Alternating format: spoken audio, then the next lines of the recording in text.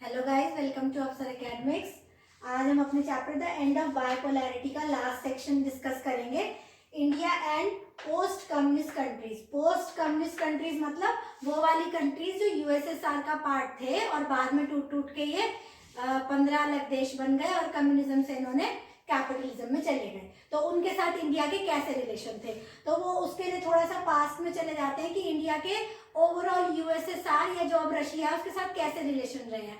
तो इंडिया के शुरू से ही यूएसएसआर के साथ बहुत ही अच्छे रिलेशन रहे हैं। जैसे उस जमाने में जब कोल्ड वॉर चल रहा था तो इंडिया किसी ग्रुप में तो शामिल नहीं हुआ था, लेकिन फिर भी इंडिया के रिलेशन जो है वो यूएसएसआर के साथ ज्यादा अच्छे थे और पाकिस्तान के यूएसए के साथ ज्यादा अच्छे थे। यूएसएसआर ने हमेशा इंटरनेशनल जो भी इश्यूज थे हमेशा इंडिया का साथ दिया था। और अब भी जब ये डिसइंटीग्रेट हो गया उसके बाद भी स्ट्रॉन्ग रिलेशन आज तक हमारे चले आ रहे हैं रशिया के साथ। ठीक है, गुड रिलेशन चले आ रहे हैं। बाकी सारी पोस्ट कम्युनिस्ट जो कंट्रीज बन गई ना, टूटने के बाद जो 15 कंट्रीज बन गई हैं, उन सब के साथ भी हमारे बहुत अच्छे रिलेशन बने हुए हैं। उस जमाने में जब ये डिसइंटीग्रेट नहीं हुआ था तब इंडिया और यूएसएसआर के रिलेशन इतने अच्छे थे कि इंडिया का कल्चर वहां पर बहुत ज्यादा पॉपुलर था।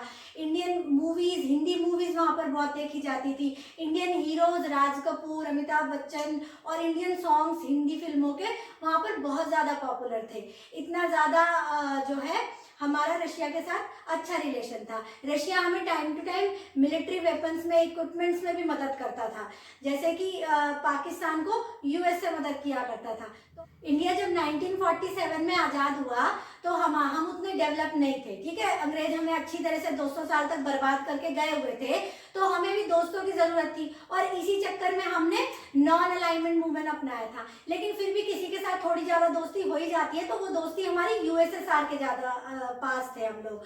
तो उन्होंने हमारे को टेक्नोलॉजी में और हर चीज में बहुत मदद करी थी। मिलिट्री इक्विपमेंट्स में भी उन्होंने हमारी बहुत ज्यादा मदद करी थी। और जो भी इंटरनेशनल इश्यूज थे, स्पेशली कश्मीर इशू जो हम जब से बने हैं तब से लेकर अब तक चला आ रहा है, कश्मीर इशू पर हमेशा तब यूएसएसआर ने और अब रशिया ने यूएन में हमेशा हमें सपोर्ट करा है। ठीक है, इसके अलावा जो 1971 की वॉर हुई थी इंडिया और पाकिस्तान के बीच में, उसमें भी यूएसएसआर ने इंडिया की बहुत मदद करी थी। बहुत सारे मिलिट्री इक्विपमेंट्स, तोप और हवाई जहाज जो लड़ाई के लिए उन्होंने हमें दिए थे, जबकि पाकिस्तान को ये सारी मदद यूएसए से आ रही थी। तो एक तरह से हमारा एक स्ट्रॉन्ग फ्रेंड बनकर हमेशा जो है वो तब यूएसएसआर था और अब रशिया है।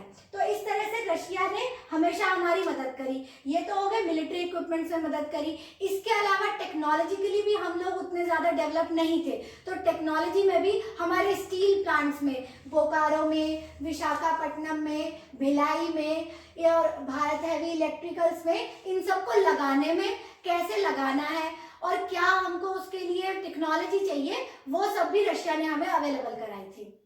तो इस तरह से हमारे बहुत ही अच्छे रिलेशन जो है वो यूएसएसआर के साथ चले आ रहे थे। और पर ये प्रॉब्लम हो गई कि 91 में यूएसएसआर डिसइंटीग्रेट हो गया, लेकिन उससे हमारे रिलेशंस में कोई फर्क नहीं पड़ा। रशिया के साथ हमारी दोस्ती अभी भी बनी हुई है और जो बाकी 14 देश अलग होके बने हैं उनके साथ भी हमारे अच्छे रिलेशन है। तो अब क्या है कि अब हमारी क्या सोच है, अब इंडिया और रशिया क्या सोचता है। अब इंडिया और रशिया ये सोचते हैं एक मल्टीपोलर वर्ल्ड के बारे में। मल्टीपोलर वर्ल्ड मतलब जैसे कि आजकल यूएसए ही एकमात्र महाशक्ति रह गया है और वही दुनिया का दादा बन के बैठ गया और दादागिरी बनाता है। तो इंडिया और रशिया हमेशा ये सोचते हैं कि मल्टीपोलर वर्ल्ड होना चाहिए, किसी एक या दो की जो है दादागिरी नहीं चलनी चाहिए। इसके अलावा दोनों यूएन में बहुत ज्यादा बिलीव करते हैं।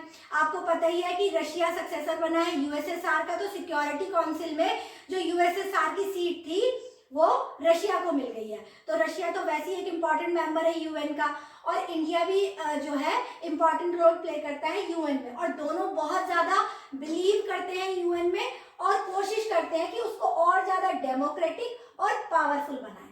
ठीक है, एक इंटरनेशनल ऑर्गेनाइजेशन के तौर पे दोनों यूएन को बढ़ावा देना चाहते हैं और मजबूत बनाना चाहते हैं। इसके अलावा इंडिया और रशिया के बीच में 91 के बाद 80 बायलैटरल एग्रीमेंट्स हुए हैं। ठीक है, मतलब दोनों देशों के बीच में 80 एग्रीमेंट्स हुए हैं इंडिया और रशिया के बीच में 2001 में, जो अलग अलग फील्ड्स में दोनों की दोस्ती को बढ़ाते हैं, ठीक है। इसके अलावा रशिया ने हेल्प की on the issue of Kashmir, मैंने आपको पहले ही बता दिया, हमेशा कश्मीर इशू पर यूएन में रशिया ने इंडिया का साथ दिया है।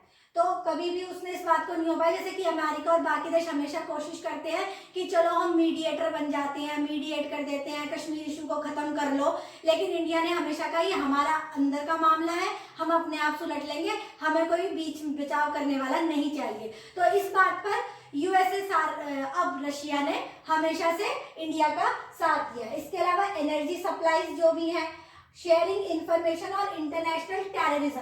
आज के जमाने की सबसे बड़ी प्रॉब्लम क्या है?